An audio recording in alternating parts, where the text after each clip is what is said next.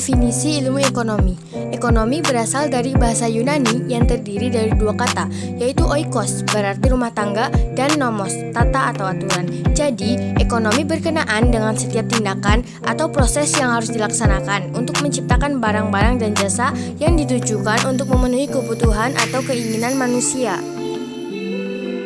Masalah perekonomian, masalah pertumbuhan ekonomi, masalah kestabilan kegiatan ekonomi, masalah pengangguran, masalah kenaikan harga atau inflasi, perbedaan ekonomi makro dan mikro. Pada ruang lingkup, ekonomi mikro ruang lingkupnya kecil, berbicara tentang perilaku-pelaku perekonomian terkecil seperti rumah tangga dan perusahaan. Sedangkan ekonomi makro ruang lingkupnya luas, berbicara perilaku-pelaku perekonomian yang terluas, yakni negara dan antar negara. Pada topik yang dibahas, ekonomi mikro membahas topik-topik seperti harga, konsumsi, produksi, permintaan, dan penawaran. Sedangkan ekonomi makro membahas topik-topik seperti pendapatan nasional, inflasi, pengangguran, dan lain sebagainya. Pola kegiatan ekonomi makro. 1. Uang. 2. Pelaku kegiatan ekonomi seperti rumah tangga, perusahaan, dan pemerintah. 3. Reformasi moneter atau kebijakan moneter. 4. Sirkulasi aliran pendapatan. 5. Mekanisme pasar. Ruang lingkup ekonomi makro. 1. Pengeluaran agregat. Jika pengeluaran agregat tidak mencapai tingkatnya ideal, berarti sedang terjadi permasalahan ekonomi dalam suatu negara. Untuk menstabilkannya, pemerintah bisa menekan laju inflasi dan menciptakan lapangan pekerjaan dalam suatu negara. 2. Penentuan tingkat kegiatan perekonomian negara, yakni seberapa jauh perekonomian suatu negara dapat menghasilkan suatu produk dan jasa. 3. Kebijakan pemerintah, yaitu kebijakan moneter dan kebijakan fiskal. 4. Ekspor dan impor.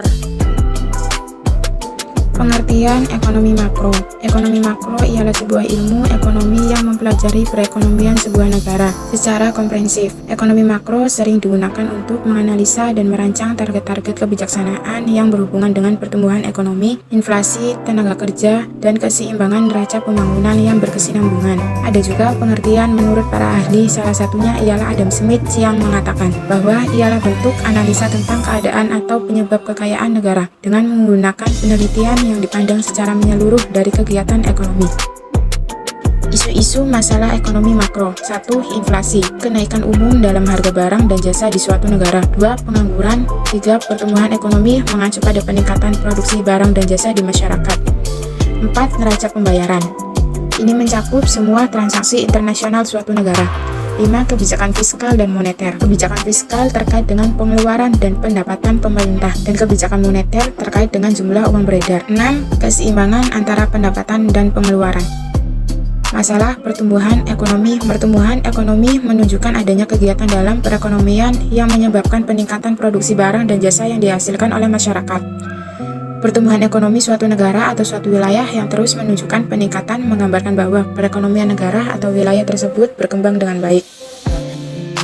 Pendapatan nasional, yaitu akumulasi dari pendapatan masyarakat dalam suatu negara pada periode tertentu. Adapun periode pendapatan nasional yang dimaksud biasanya dalam kurun waktu 1 tahun. Pendapatan nasional, national income, juga dapat diartikan sebagai salah satu indikator yang mencerminkan kredibilitas dan kualitas sumber daya alam atau manusia suatu negara. Perekonomian terbuka adalah perekonomian yang melibatkan diri dalam perdagangan internasional, ekspor-impor, barang dan jasa, serta modal dengan negara-negara lain.